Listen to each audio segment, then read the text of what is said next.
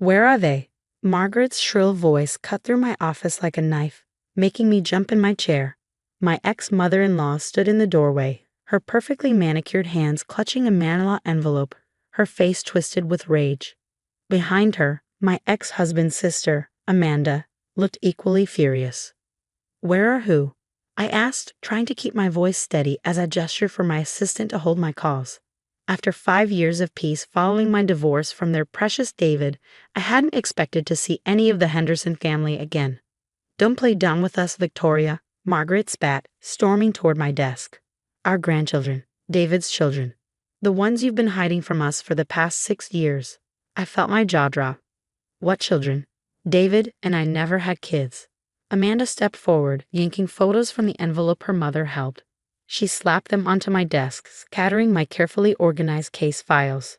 These children, Victoria, stop lying. My hands trembled as I picked up the first photo. It showed 2 children, a boy and a girl, maybe 5 or 6 years old, playing in what looked like a backyard. They had dark hair like mine, and something about their features did remind me of David. But I'd never seen them before in my life. I don't understand, I said, looking up at their expectant faces. These aren't my children. David and I tried for years, remember? That's part of why we divorced. We couldn't have kids. More lies. Margaret's voice rose higher. We have proof, medical records showing you were pregnant, birth certificates, school records. Everything. My head spun. This had to be some kind of sick joke. I'd never been pregnant, never given birth. The fertility treatments we tried had all failed. It was one of the many things David had held against me when he left. Get out, I said firmly, standing up. I don't know what kind of game you're playing, but I want you out of my office right now. Or what? Amanda sneered. You'll hide these kids somewhere else.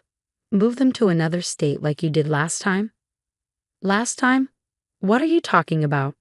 My voice cracked. I've never moved any children anywhere. I don't have children. Margaret pulled out her phone. We're calling our lawyer. We have rights as grandparents. You can't keep them from us forever. I grabbed my own phone, hands shaking as I pulled up my lawyer's number.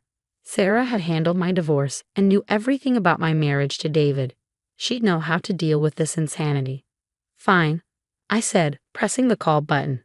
Let's get lawyers involved, because I can prove I've never had children. As I waited for Sarah to answer, Margaret pulled out more photos. These showed the same children at what appeared to be a birthday party, then at a beach, then in front of a Christmas tree. In each one, they looked happy, healthy, and completely unfamiliar to me. Sarah, I said when she picked up, trying to keep my voice from shaking, I need you to come to my office right now. My ex-husband's family is here claiming I have children I've been hiding. They have photos and supposedly documents. There was a pause on the other end. Don't say anything else, Sarah replied, her tone sharp. I'll be there in 15 minutes. Don't let them leave. Margaret was still ranting about grandparents' rights and legal action when my assistant, Jackie, poked her head in. Victoria? There's a man here asking about the children too. He says he's a private investigator hired by Mr. Henderson. My stomach dropped. David was behind this. But why? What could he possibly gain from this elaborate charade? Send him in, I said, meeting Margaret's triumphant gaze. Let's see what evidence you think you have. The private investigator was a tall man in a cheap suit who introduced himself as Frank Moore. He carried a thick folder and had the decency to look uncomfortable as he laid out what he'd found. Mrs. Reed has been living under multiple aliases, he explained to Margaret and Amanda. She's moved these children between 3 different states in the past 6 years, always staying just ahead of Mr. Henderson's attempts to locate them. That's impossible, I interrupted. I've lived in the same house for 8 years. I've worked at this law firm for 10. Anyone can verify that. Frank pulled out more documents, school records, medical files, even what looked like birth certificates, all showing that I, Victoria Reed, had given birth to twins on May 15th, 6 years ago. But I hadn't. I would remember giving birth to twins. I would remember having children. I would know if I were a mother. Wouldn't I? A horrible thought crept in. There had been that 3-month period during my marriage when I'd suffered from severe depression, when everything was a blur of medications and therapy. But surely I would remember being pregnant, giving birth. Sarah burst into the office before I could spiral further into doubt. One look at the scene, the scattered photos, the documents, my ex-mother-in-law's righteous anger, and her face hardened. "Everyone sit down," she commanded. "Victoria, don't say another word.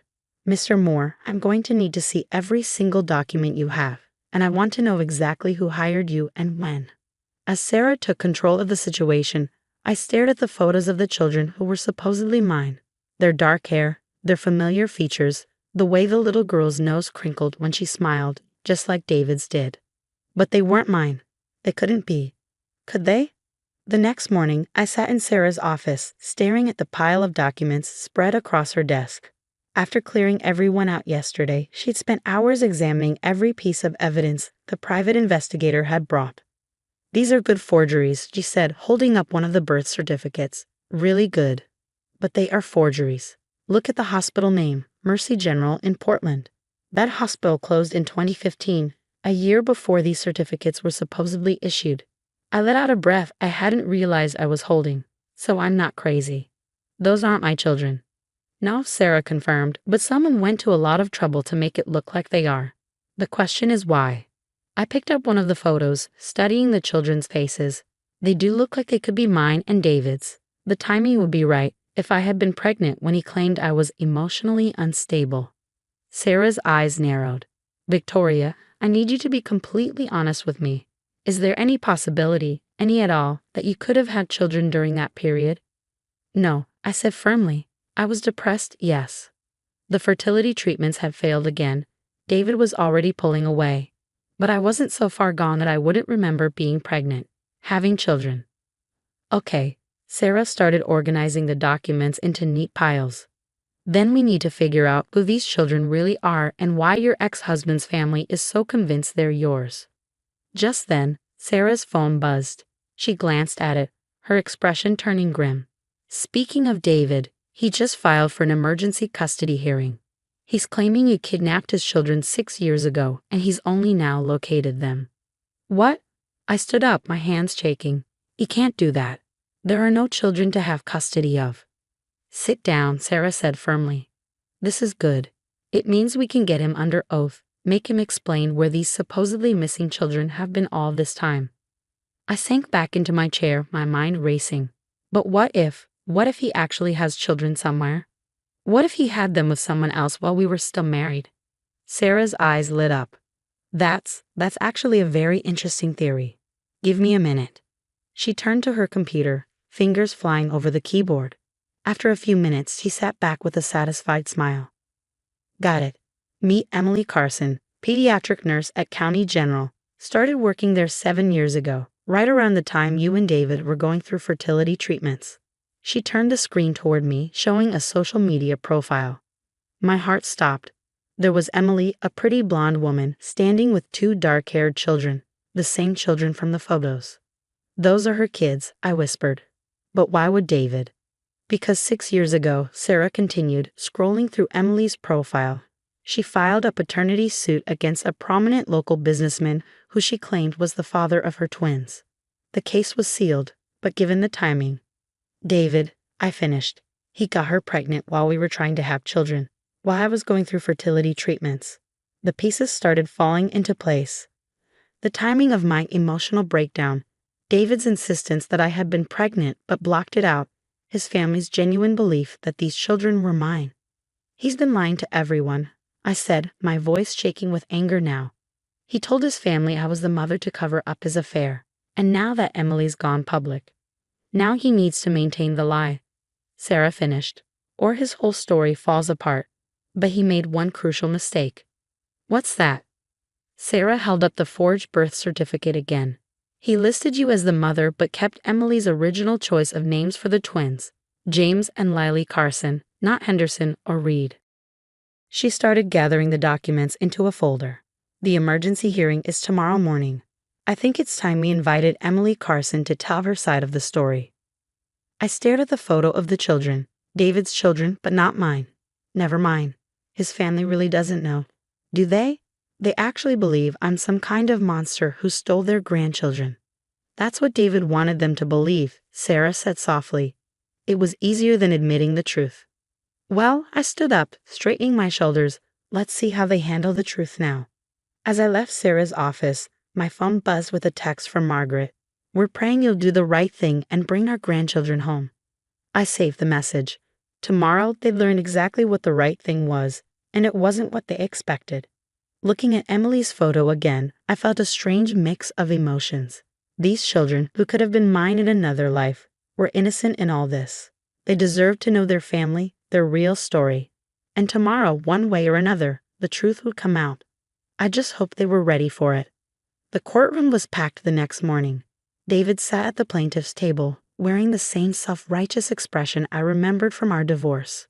Margaret and Amanda sat directly behind him, shooting daggers at me with their eyes. Sarah had positioned me perfectly, just close enough to Emily Carson that when she walked in with the twins, David's face went completely white. "What is she doing here?" he hissed to his lawyer. Before anyone could respond, the judge entered and called the emergency hearing to order. David's lawyer jumped up, launching into an impassioned speech about a mother stealing children away, about grandparents' rights, and about family reunification. I watched Margaret dabbing her eyes with a tissue, completely caught up in the performance. She really had no idea what her precious son had done. "Your Honor," Sarah said when it was our turn, "before we proceed, I'd like to enter into evidence the true birth certificates of James and Lily Carson, along with their mother's paternity suit from 6 years ago." David's lawyer objected, but Sarah was ready. The children Mr. Henderson claims were stolen from him. They're sitting right here with their actual mother, Emily Carson. The only person doing any stealing is Mr. Henderson, stealing the truth from his family and trying to steal these children's identities. The judge looked at the documents, then at David, whose confidence was visibly crumbling. "Mr. Henderson, would you like to explain why there are 2 different birth certificates for these children?" There must be some mistake," David stammered. "The mistake," Emily Carson spoke up from behind me, her voice strong and clear, "was thinking you could hide the truth forever, David.